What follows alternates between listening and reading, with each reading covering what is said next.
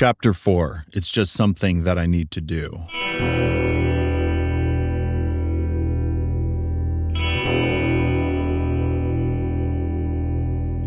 "2011, early December, county jail. I don't know why he does it that way. It drives me crazy. I mean, just leave it on the hook where anyone can find it." A female guard's low voice echoed into my tiny cell. "Yeah, I think that's Dave's fault. He's trained him wrong from day one, and now we've all got to live with it," a male guard's nasal voice said back. "Why is this tray still here?" a female guard asked. "Did someone not get their food?" "I'll check." The male guard walked past the 4 small cells. "I think we missed Stoltzner," he said.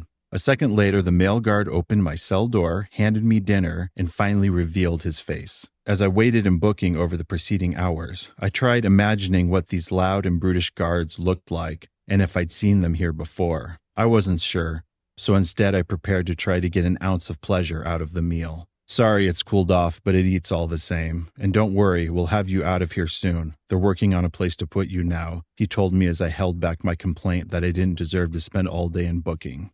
After going to Napa, the jail had a boom of sex offenders to deal with. The classification officer had spent all day shuffling them around to get me an open cell, meaning, for the moment, I'd have to live in a cell block of all sex offenders until something more appropriate opened up. I wouldn't have to interact with them, though, and I'd have day room to myself, but according to prison politics, it was bad for me to be housed anywhere near them. The jail knew this, but they couldn't leave me in booking all night.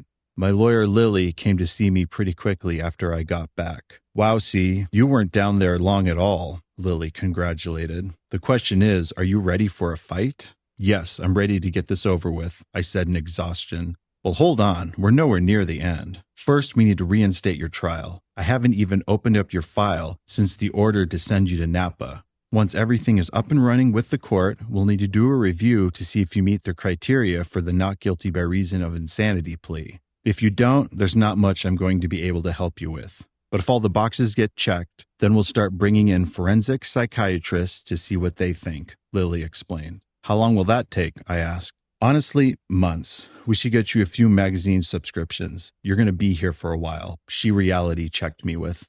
The light in my cell was going dim. I loved it. I quickly put together a decent routine for my 23 hours of extreme confinement. Reading, writing in my journal, exercising with a little bit of yoga sprinkled in, and attempts at art with my colored pencils. I also spent a decent amount of time thinking back on the positive parts of my life before Roxy. I didn't have the heart to think about her anymore. I was pressing forward. After a couple of weeks in the sex offender pod, I was called out to talk to a guard. "We've got to get you out of here. You can't enjoy being in there with all those sickos," he told me. "I like that it's quiet," I said, resigned to the fact that I had no power in the situation. "A cell just opened up in another pod. It's a better fit. I insist we move you," he instructed.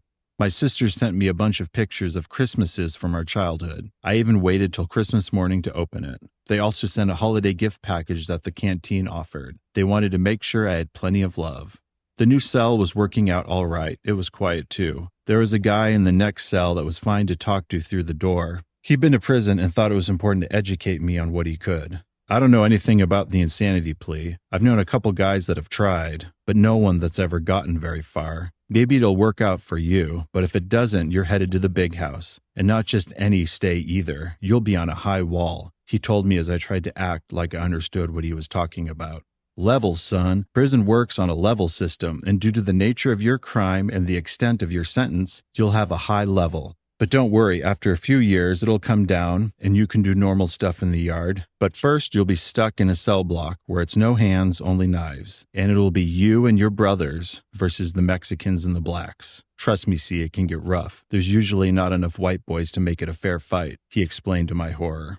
Now that I'd been back for a few months and was getting prison pep talks daily, I was starting to lose the tranquility I put together at Napa. When I'd get upset about something, my only escape or distraction was to pace my cell. I'd get 7 small steps, having to turn sharply on the last one. These industrial architects make the jail cells as small as possible. Mine was about 10 by 6 minus a diagonal cutout for the plumbing, sink, and toilet. And I paced every inch as fast as I could, as long as I felt bad until my knees throbbed and ached. Then I'd lie down on my bunk for a max of 60 seconds before getting back up and having to move again, on repeat, all day long.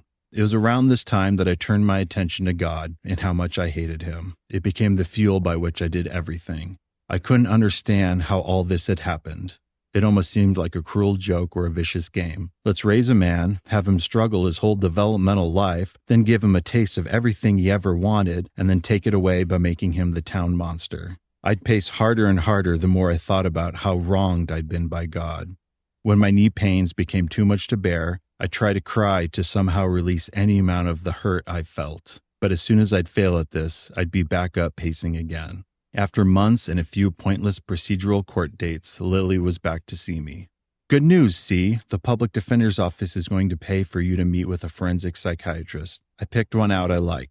He's extremely busy, but he says he can meet with you sometime in the next few months, Lily told me with a big smile on her face. Next few months, I'm barely hanging in there today, I explained out of pure frustration. I know you don't like it, but this is the process. Remember, you killed a man. I'm doing the best job I can with what I have to work with. This is good news, C. I think we can win this, she told me gleefully. The meds were still working as far as I could tell. One day I got so dizzy I couldn't lie down without wanting to vomit, one of the side effects I was told. This went away, but I was constantly worried it would come back. At least the former hallucinations and delusions weren't holding me back from moving forward. All the guards knew me well by now. I'd worked hard at earning their respect by always giving some in advance. Because of this, I was taken off administrative segregation and started sharing the day room with a couple of other guys in similarly difficult situations. A blessing and a curse. We'd all have more time out in the day room, but you'd have to navigate around how others wanted to spend their time, mostly who was controlling the TV. I quickly found there were no shows worth arguing for, so I just avoided complaining and got along the best I could, but it was frustrating. Now that I was off administrative segregation, the guards started giving me cellmates, another blessing and a curse. I didn't get along with the first guy. He was on his way to prison with nothing to lose. He was jealous that I had snacks and wanted me to get my sisters to look in on his wife. When I told him no, it almost came to blows, but he turned out to be all bark and ended up leaving for prison soon after. The guy after that turned out to be a pretty good conversationalist. He heard me out on why I hated God and didn't discount my feelings, but had other thoughts about it.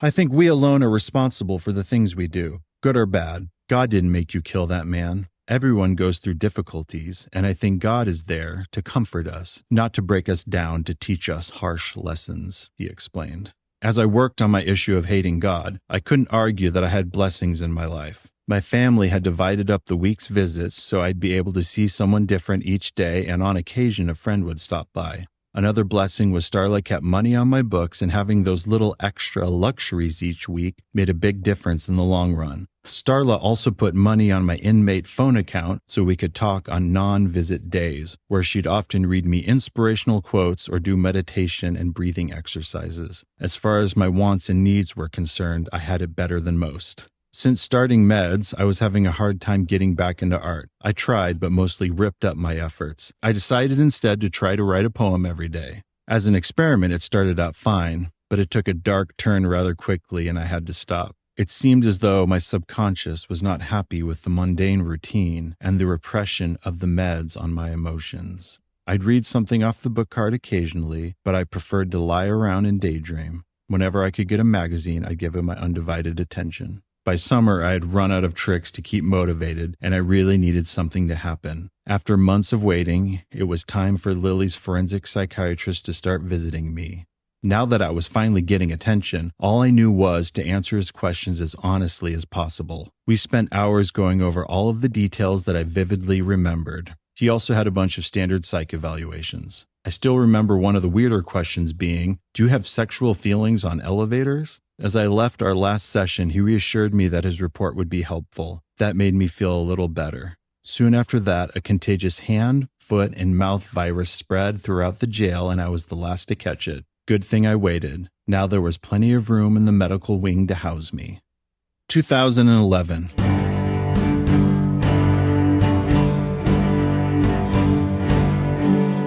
Late January, back home at Dad's. "See, my boy, you're back. How's the car running?" my dad said as I walked up to the house. "Fine enough. Is there any coffee?" I asked. "A little, I think. Enough for a cup." He offered what he had. "Thanks. I don't think I'll ever get used to that drive." I told him as I poured from the coffee pot in the kitchen next to the sliding glass door. What's the plan? I know you've been cooking something up. He lit up a cigarette.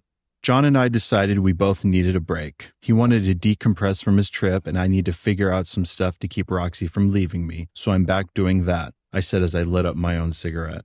Sounds good to me. What's the big plan then? He sat back expecting a show. To keep Roxy from leaving me? It's kind of complex. I'm not sure I'm ready to explain it, I told him. Humor me then, Dad demanded. Okay, here it goes.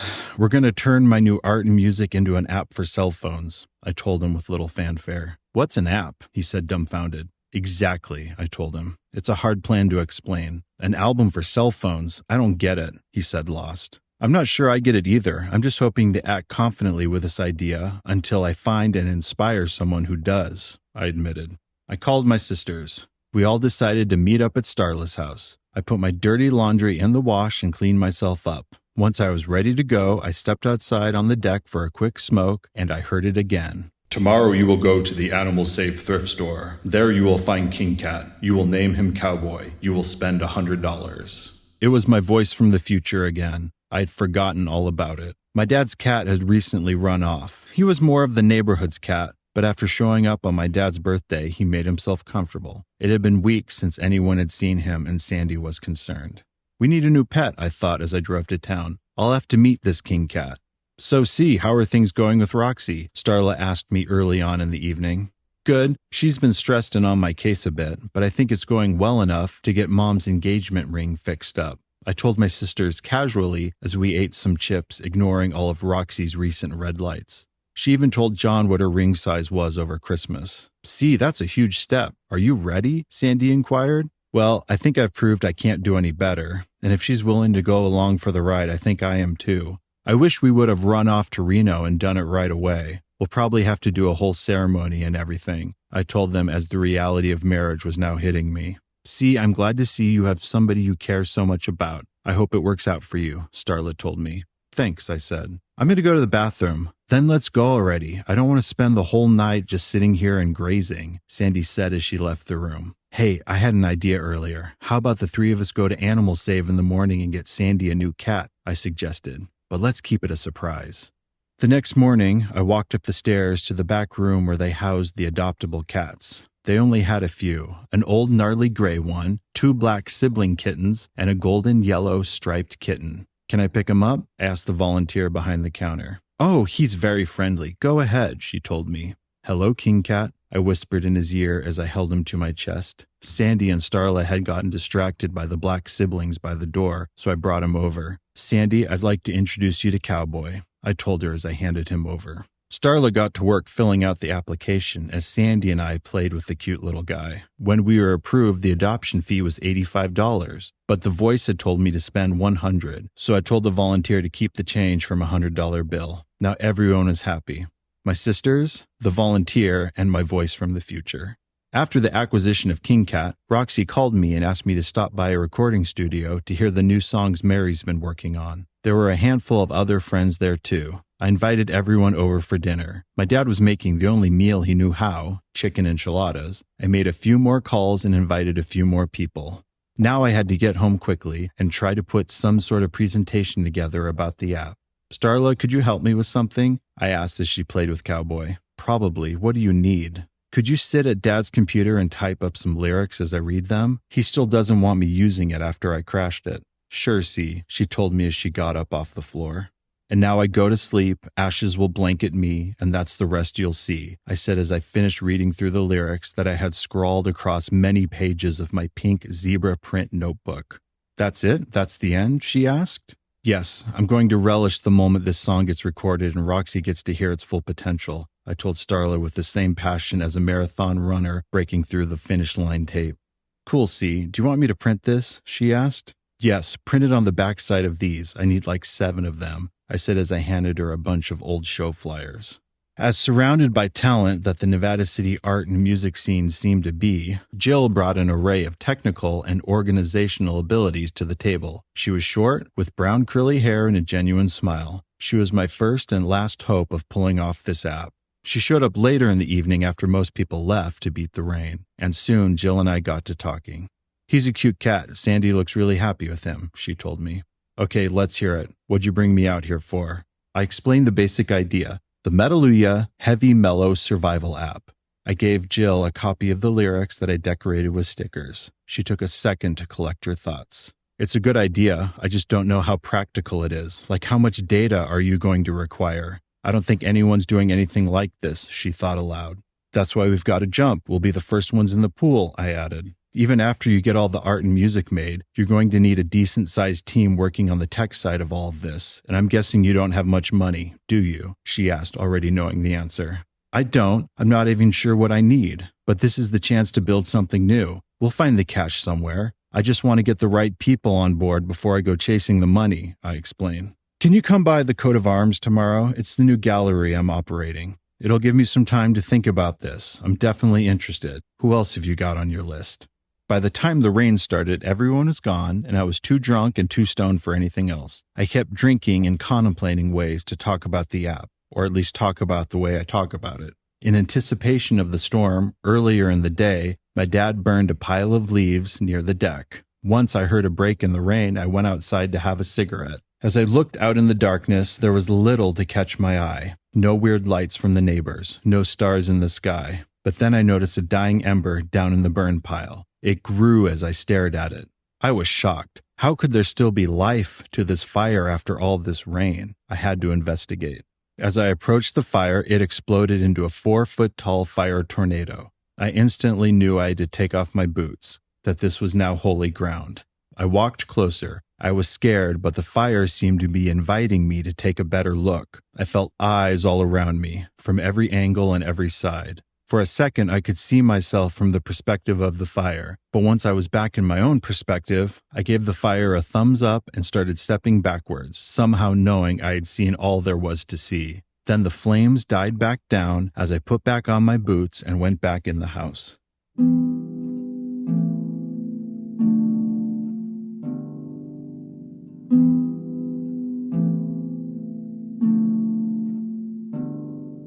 How's April? Do you think you could get a show ready by then, but do the survival stuff, so we have the option to use it for the app if that comes together? Jill asked the next afternoon at the Coat of Arms gallery. I'll get right on it. I have some ideas that I'm ready to move on. I've been wanting to do something with a golden doorway, I told her. I talked to a programmer friend. He's got some ideas and is interested too. If you really want to be the first one to pull this off, check to see if the next person on your list is interested. Jill wasn't my only app-related appointment. I knew I needed the right person to lead the art department, and Vince was an obvious choice.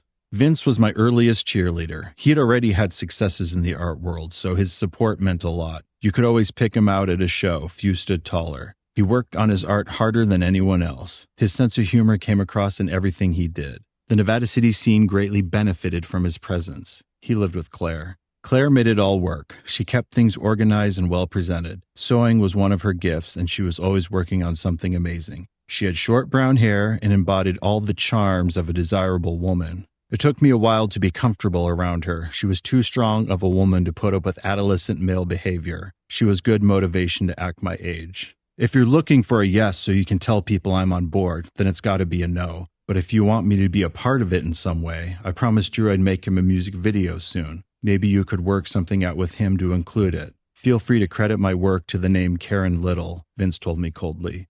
So what are you looking for out of this art department? How can people help out? Claire asked from the couch. Well, I want little tutorials on how to make useful objects like matching tribal head wraps or ways to bundle fire kits, but with the kind of style you don't see with most survival stuff. Make it fun and expressive, I explained to Claire. I think that all sounds great, she said. I think there's a lot of talent to tap into with this. I had one more night in town before returning to the coast. Sandy was hungry, so we drove to the grocery store for some tasty things to cook up. As we loaded our cart with frozen pot stickers, onion rings, and ice cream, I noticed a display of various children's Valentine's Day cards, so I grabbed a pack of the Lego ones. We had a fun night of pigging out on snacks and watching movies, and taking our minds off our problems. I helped myself to a large bag of untrimmed fresh weed that I stashed in the mess of my old bedroom. Before I left the next morning, I kindly asked my dad to let me check my social media account. He agreed, but he still reminded me not to crash anything. On my account was a post from Claire. She linked an article about people getting rich off of new forms of media. I was encouraged to see that she saw the potential too. Lastly, I gave Cowboy a pat on the head and got back on the road for my trip back to John's. 2012, July, County Jail.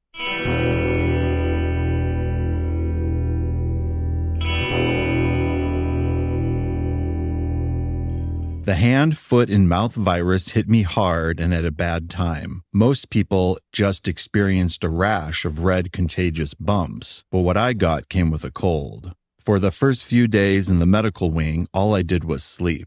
I'd wake up at random times to find a cold tray of food on my small metal desk. After a couple of miserable days, I improved enough to read a book Starla sent me months earlier, and I was able to use the phone to check in with my family. Starla told me Cole was in town and tried to see me, but couldn't due to my quarantine. This really bummed me out. The stress had finally become too much as I paced this new windowless cell. The lights were way too bright. Even if they only had half of the incandescent light bulbs, it would have still been too bright. And the thought of going back to a regular cell after this didn't help. I was stuck. Any way you factored it, I was stuck. As I thought about everything, my stomach turned sicker and sicker, till I freaked out and grabbed a drawing a friend sent me and ripped it into pieces. I threw its remains onto the floor, breaking through the emotional walls the med contained me in, and I cried hard on my unmade bed.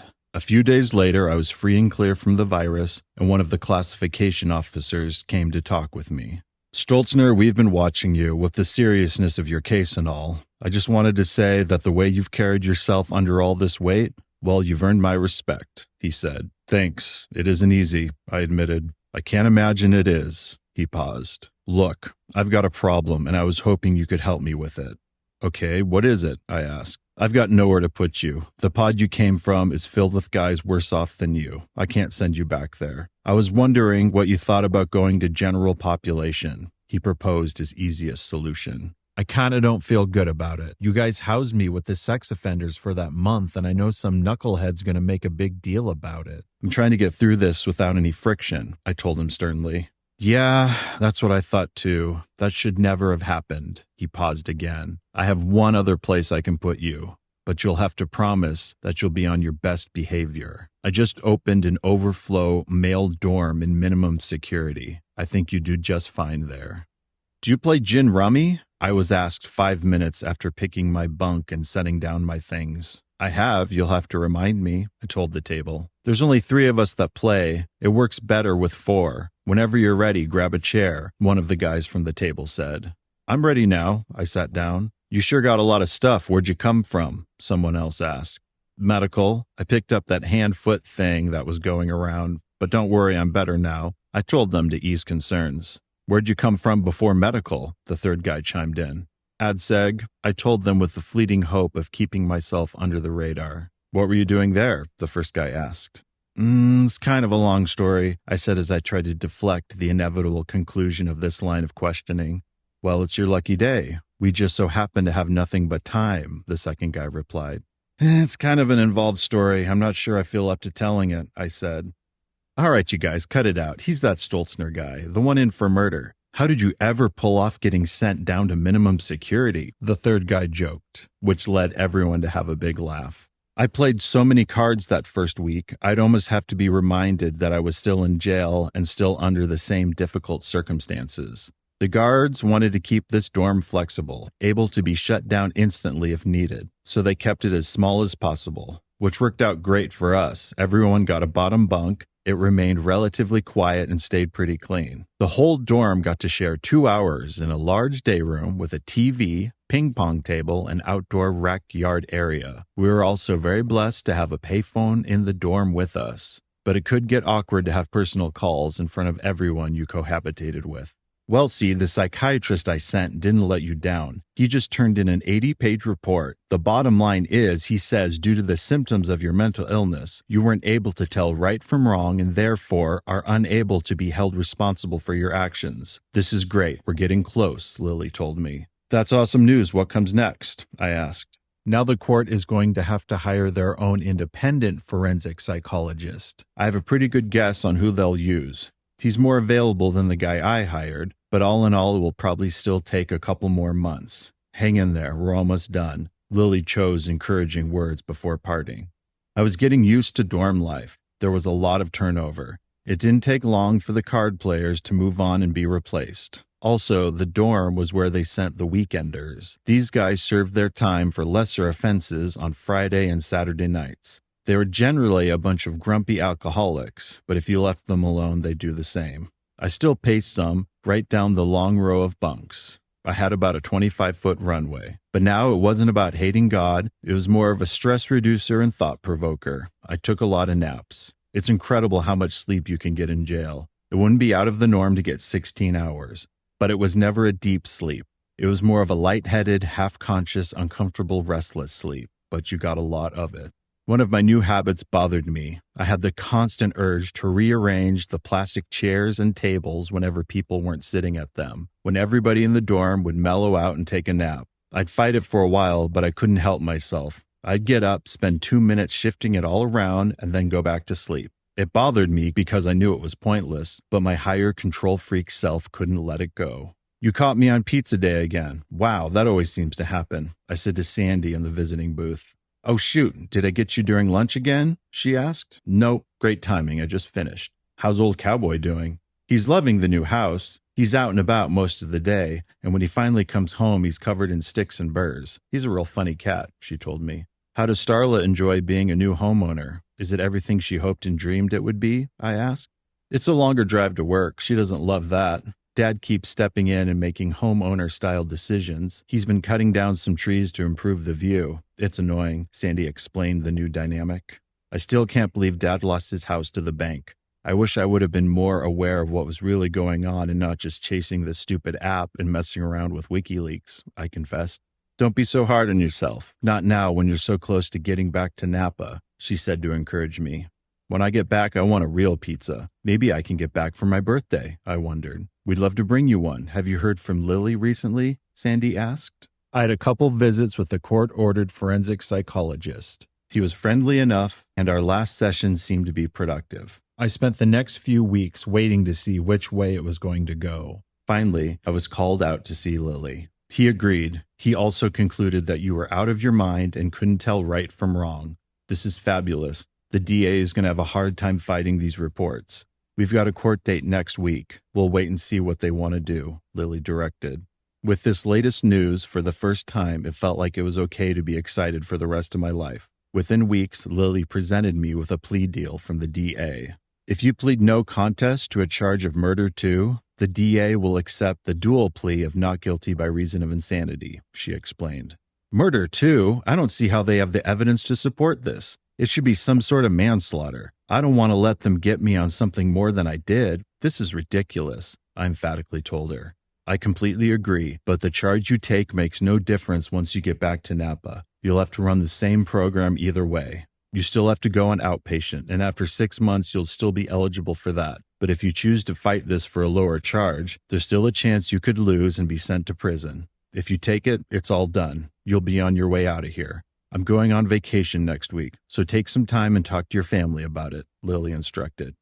Take it, see, you couldn't handle going through a trial. It would take too long, and if it's all the same once you get back to Napa, I don't see the point. Starla shared her reaction to hearing about the deal. I needed no more convincing. Soon I had the plea deal document in front of me. Lily was there to make sure I signed it correctly. I only had one question after I finished. So when do I leave? Sometime in September, there was a hearing to formally accept my plea. The local newspaper reported that I had taken responsibility for my actions and that I'd be headed back to Napa. But this would take time. New agencies would need to make new reports, and then those needed time to be filed, all while I waited in the dark about it all, wondering each day what the holdup was. By January, I was fed up with waiting, but I knew my day had to be close. Then, without a reason given, I was moved out of the dorm and back to ADSEG. You know, the night before someone leaves, the guards close out your books? They've got to get a check ready for them to take. My new cellmate told me as he stood by the cell door, waiting for our 9 o'clock day room time. Yeah, I should check. I thought when they moved me out of the dorm 3 weeks ago, it meant something was about to happen. Now I don't know what to think, I said in frustration. Day room, the pod officer announced. I put in my PIN on the small computer kiosk attached to the wall. It showed that I had a balance of $0. There's nothing there. I'm on my way tomorrow, I yelled to everyone in the pod. Well, don't forget about us when you're rich and famous. I'll probably still be locked up somewhere, my cellmate told me lightheartedly. The next morning after breakfast, the pod officer was surprised when I immediately told her I was ready to go when she told me to roll it up. So she popped my door, and I carried my green plastic mat to the storage room. Then I came back for my box of property. Now I was off to booking, and more importantly, off to the next leg of my journey. 2011, February, back to the coast.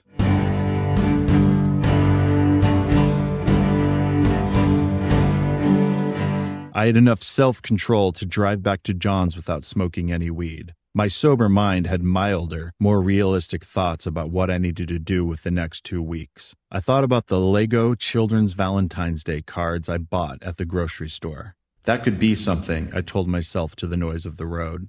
On my next stop, I called Jill. Hey, what do you think about doing a Valentine's Day party at the Coat of Arms? I think it would be fun for everyone to buy cheap children's card packs, decorate them with stickers, and hand them out to each other. We could somehow use this idea in the app. I don't know how yet. I'm just thinking about this now. We should have cupcakes too. People love decorating cupcakes. She couldn't hide the excitement in her voice. Yes, I'm all about cupcakes as well. I'll be calling when I get to John's. I can't remember the number right now. Take care, I said as I got back on the road. Next, I needed to address the art department. One of the reoccurring anecdotes in the app pitch I was using was this. We have friends with highly developed skill sets, and they all have hobbies that they wish they'd be doing. How about this? If people are going to work on this project for no immediate pay, let's rearrange the opportunities to get people set up with the jobs they'd rather be doing. If this was going to be my approach, I couldn't fault Vince for beating me to the punch. If he wants to make a music video for the song Drew was offering, great. I'd rather have people motivated by their passions. Things might even get done that way, not like all the bro deals I've tried in the past. So my next question had to be, how do I utilize Claire's excitement for this project? It was already dark when I pulled into John's driveway right off of Highway 1. I unloaded my clothes, art supplies, and the wooden garden poles I'd soon be getting much use out of. I went inside and gave John a burrito I picked up along the way. I told him about the trip. So, until I make my sweat lodge every morning, I'm going to be observing a vow of silence, I told him as he ate. Whatever you say, Cobra, he told me between bites. The next morning, I slept in late. Now that John was home, I was staying out in the pump house. It wasn't all that big, but it served its purpose. As soon as I stepped out of the door, I saw a pair of fighter jets fly overhead. Then I immediately noticed that my dad's SUV was gone. As I smoked my first cigarette and got stoned, I tried to run the math on the situation. Did the apocalypse start without me? Are those fighter jets en route for World War III? Was John in such a hurry to save himself that he couldn't come and wake me up? I thought as I moved on to my morning weed. There was a pot of hot coffee. I tried the radio and everything appeared to be normal. I grabbed a tortilla, put a cold hunk of cheese in the middle, and took a labored bite. I missed Roxy now more than ever. Here was a piece of the grand plan. One of the chapters in the survival book was on shelter. I had brought back with me a bunch of the wooden poles that I used to tie up my marijuana plants over the preceding summer, and now I wanted to use them as the structure of a sweat lodge for a music video. The next step was coming up with a design, then learn how to build it quickly while blindfolded. I also needed to prepare a canvas covering that a couple of energetic band members could put over the top to end the video. I had taken everything I needed out of the SUV the night before, so I got to work. I discovered if I tied 3 poles together at the top and made a 3-sided pyramid, that would hold pretty well. Then if I made another pyramid next to it, all I needed to do was lie a pole across the tops of both pyramids, and it was a proper structure. Or one good enough for a 3-minute video. As I was finishing up, John drove down the driveway in my dad's SUV. Hey, is this the sweat lodge? He asked with excitement. Yep, it's pretty good for a start. I can already see how to do it better tomorrow. Could you get a picture for me? I asked. Yeah, let's document the process. He got out his new iPhone and snapped a shot. I hope you don't mind me taking your car. I have a friend up the street who lets me use their washing machine. I'm not used to being without my truck. I've got to start looking for a new one, John explained as his former ride grew rust somewhere in a local scrapyard. Do you want to run to town? I asked. Not today. We've got some sausages left. I'll go with you tomorrow, though. We'll get a bunch of things, then lay low for a while. Roxy sure made it clear to me that you've got to get something going for yourself, he reiterated the nagging. Yeah, it's easy for her to say. She has no ambition of her own. She just picks on me, I said candidly to John. See, that's not a fair assessment of her. John began to tell me, but I interrupted him. Yeah. I know. She just quit her band after 10 years of a high-intensity lifestyle. I get it. But we've got a complicated dynamic going on. In practicality, she gets to do nothing and nitpick me on the way I do things. I exploded in frustration. Hey man, it's cool. I'm just saying this app sounds like it could be something, and I'm here to help out if I can. 2 weeks is a while. I bet by the time she gets back, you can get a big bite out of it, he told me. As John and I finished off the pot of coffee, we brainstormed our immediate future together. I think I have an idea for that table you busted, John told me as he looked out at the ocean. It fell apart. It had been sitting outside too long. It fell apart when I moved it, I tried to explain to him. I think the centerpiece would make a nice table for my recording laptop. I think I'd like to get back into recording music, John realized. That sounds good. We should jam later, I added. Yeah, let me get this set up first so it's all ready to go, he said as I handed him a cigarette from my pack. The universe is a strange place. I've been thinking a lot about black holes recently, how objects speed up the closer they get to the event horizon. I was thinking maybe when objects reach the other side, time gets so slow it starts to reverse. And that's what the universe really is. A giant cassette tape running forwards and backwards. I'd believe that. It makes the most sense to me. John pondered as he kept his gaze on the Pacific Ocean. I waited for a second to see if he had more to say on the subject, then lost my focus. I think I found a way to save Julian Assange, I blurted out. How? John asked. We're going to get him a Valentine, I said casually. My statement broke John's concentration on the ocean, and he paused before saying what was really on his mind. I drank too much coffee. I need to eat something. Could you get those sausages cooked while I start on the recording station? He asked. After we ate, John told me that Roxy had called while I was cooking. I phoned her back. How'd it turn out? You never cooked me dinner. I'm a little bit jealous, she taunted me. Don't get too excited. It was merely edible. I left a metal spoon in the frying pan and burnt my finger pretty badly, testing to see if it was hot. So on a safety scale, I don't think I did such a good job, I reported. It will heal. You'll be fine, Roxy said as she dismissed my pain. I don't know. I've already got a big blister on it. Whatever, I said out of frustration. Put some ointment on it, she directed. How'd everything go in Nevada City? I barely talked to you. Good enough. I think people are interested in the app. Drew's doing a song, I casually told her. Why's Drew doing a song? I thought this was your thing, Roxy interrupted. It is my thing, but Drew's a good guest to add. Vince even said he'd make a music video for it. I tried to defend my decision-making process. So Vince is on board then, she assumed. Kind of. He just wants to make Drew's video. I'm going to need to find someone else to run the art department, I told her. Well, that's a disappointment. Do you have someone else in mind? She dug at me. I do. When I was over at Vince's, Claire sat in on my pitch and seemed pretty interested. I think she'd have a good temperament for the work and would bring a nice homespun vibe. What do you think? I asked Roxy. I think you'd be lucky to have her, Roxy quickly said back. Yep, I do too. Let me call you back in a second, I said as I hit the red button that looked like a phone. I dialed Claire's number. Hey, C, what's up? Claire asked after answering. I've been thinking. The other night when I made Vince my pitch for the app, I knew I asked the right question, but to the wrong person. So I was hoping that you'd consider leading the art department for me. But I don't want an answer tonight. I don't think I could handle another no. I've got a lot on my plate right now to try to get my own ideas together, but I'll be back for Valentine's Day. We're doing a whole thing at the coat of arms. Just think about it till then, I said as I made my offer. 2004, St. Joseph's Cultural Center.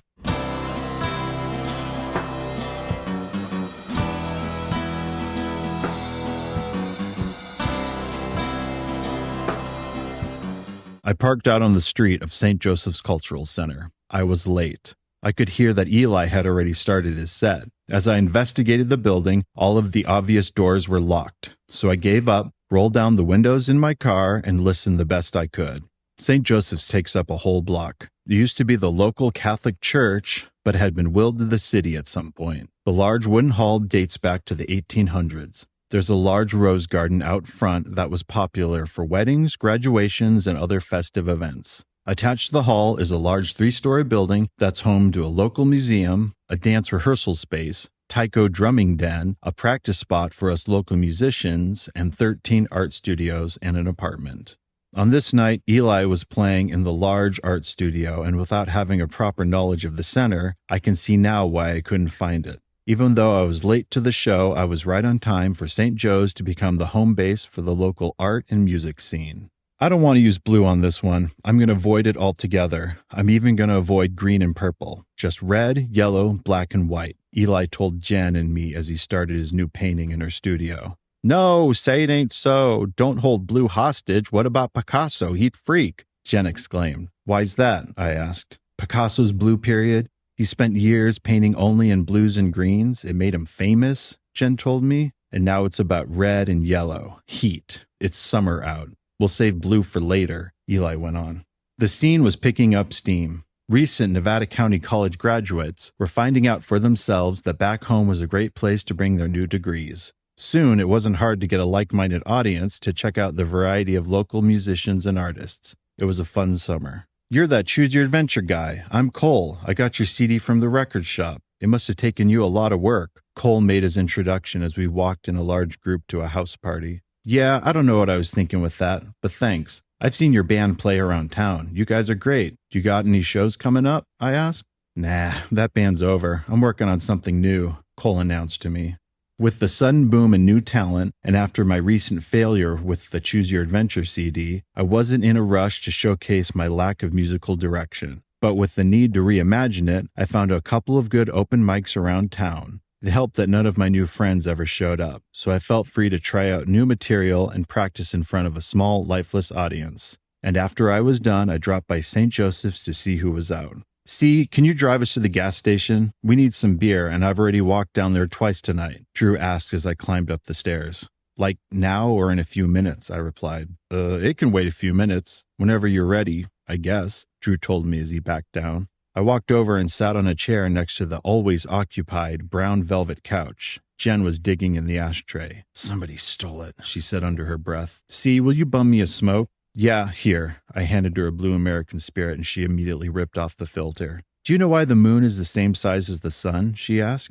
It's not. The sun is much bigger, I reminded her. I mean, why does the moon appear as big as the sun? They fit on top of each other perfectly. You've seen a lunar eclipse, right? She kept asking. Maybe, I don't know. You tell me, I said to move it along. It's a reminder that no matter your cosmic weight, we're all equal. Every one of us, big or small. To the observer on the ground, they can't tell the difference, Jen explained. Except for the fire part, I argued. Yeah, I guess, whatever, she said as she became distracted by Drew pantomiming driving a car behind me. Are you getting us more beer? I wouldn't say I was learning anything practical on the third floor, but in my sobriety, I was allowed to witness a handful of different artists in all of their glories and despair persevere and produce real magic. I don't know why or how, but I thought of them as the teachers I needed, if I was ever going to be more than the stupid Choose Your Adventure guy. See, besides all the car rides, I think people like you because you're not trying to be more than you are, Cole said after a long night of partying as I drove him back to Nevada City. Then tell me, what am I? I asked him, hoping to finally know myself. Well, I don't know, but when you're ready, I'm sure we'll all be amazed to find out. 2011.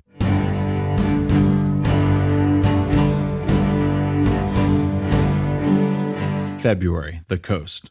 Morning, Cobra. I was thinking we should play some music before we head into town, John said in an attempt to start a small conversation, but I held my pointer finger up to my lips. Oh yeah, the vow. I'll come back in a minute.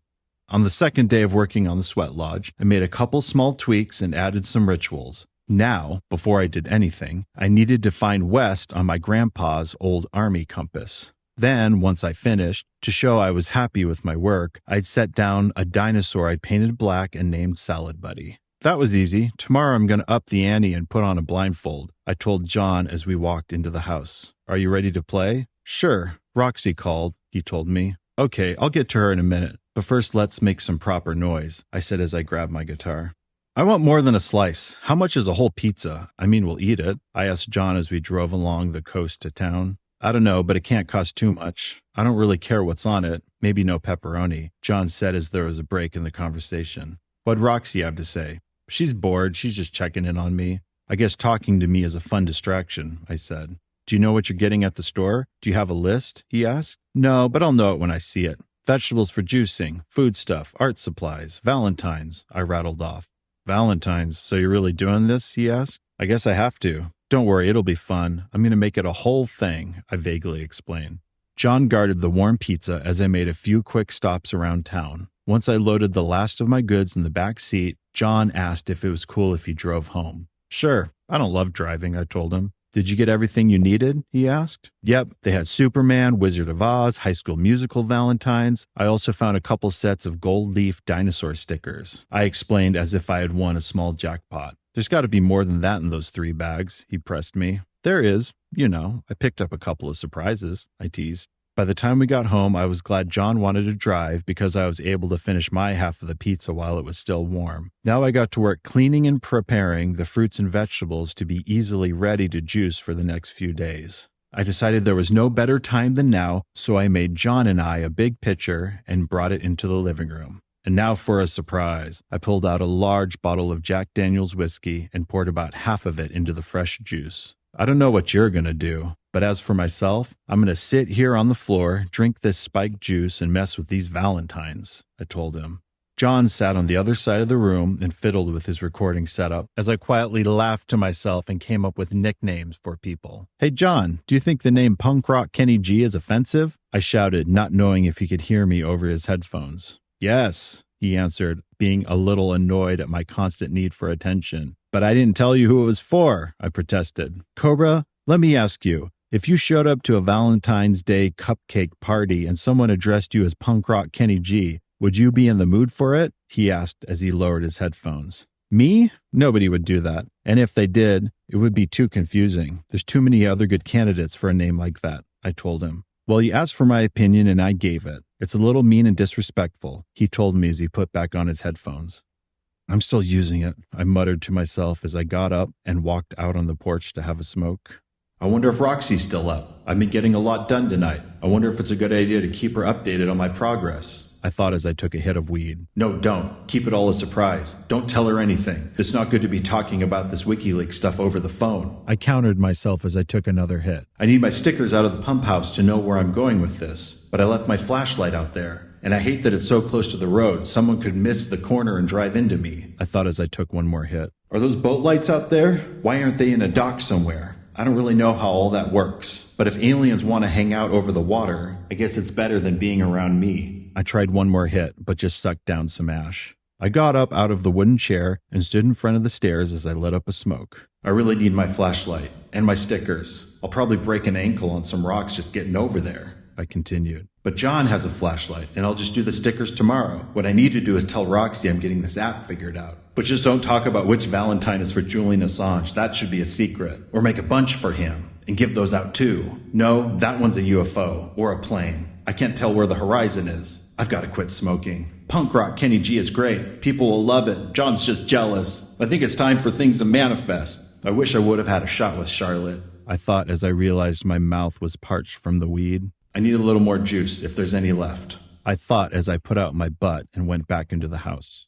As I finished up making nicknames for my friends, John moved to the couch and picked up my dad's acoustic guitar. It's not that bad with the juice. Kind of different. Still gets you drunk, I said of the night's beverage. It's okay. I don't want to do it again. Too sweet and vegetable-y. Are you about done? He asked. Almost. I've got one more surprise. I pulled the brown grocery bag close. Did I ever tell you I took a forensics class? No, John told me. I did right after high school. It was interesting. For the final exam, we had to process a mock crime scene. I took out a disposable camera from the bag. What's this? John asked. Something I learned from this class. I don't know. Maybe someday people will wonder about these Valentines, and now I'll have proof of tonight and all the work I did. I started to wind the camera, taking random pictures of the 200 Valentines all over the floor. I don't see the point, John said. I don't really either. It's just something that I need to do, I told him. It's late. I think I'm going to turn in, John said as he put away the guitar. Before you go, one more thing, I asked. Yeah? John answered hesitantly and with little energy. Can I borrow a flashlight?